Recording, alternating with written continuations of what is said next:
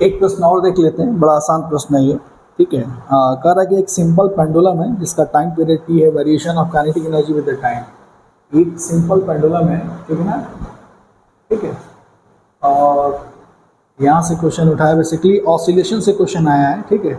तो kinetic energy versus time के बीच का ग्राफ दिया हुआ, तो कह रहा है कि इसमें कौन सा सही है। तो आसान प्रश्न है ये।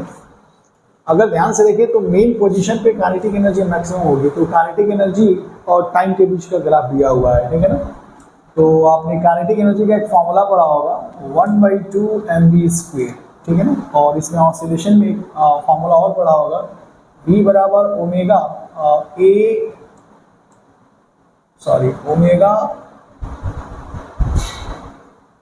a² माइनस y², ठीक है ना।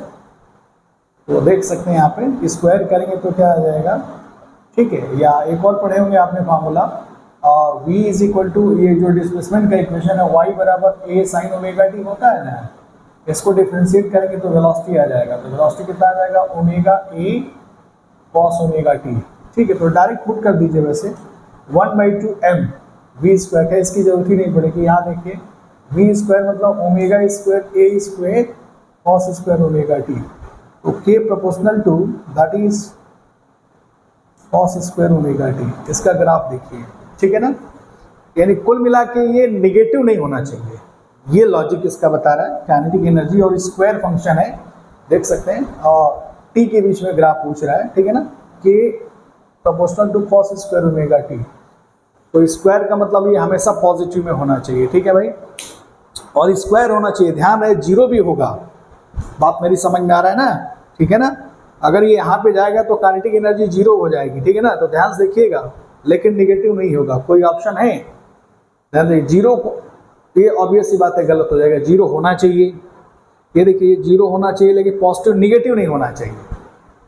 मेरी बात समझ में आ रहा है, ठीक है। जीरो होना चाहिए बट निगेटिव नहीं होना चाहिए, इस बात का ख्याल रखना, ठीक है। क्योंकि काइनेटिक एनर्जी निगेटिव होती नहीं है। हाँ, ये देखिए ऑप्शन, ठीक है ना, ये आंसर सही है। कांस्टेंट तो होगा नहीं, चेंज हो रहा है, यानी ऑप्शन नंबर कौन सा होगा, थर्ड। ये लॉजिक करता है, ठीक है ना। लॉजिक के बेस पे क्वेश्चंस को डील करना है, ठीक है। बहुत आसान प्रश्न है, आपको अपने दिमाग में, थॉट में लाना होगा कि अच्छा ये अप्रोच करना होगा, तभी क्वेश्चन डील कर पाओगे, नहीं कर पाओगे। नेक्स्ट क्वेश्चन की बात करते हैं।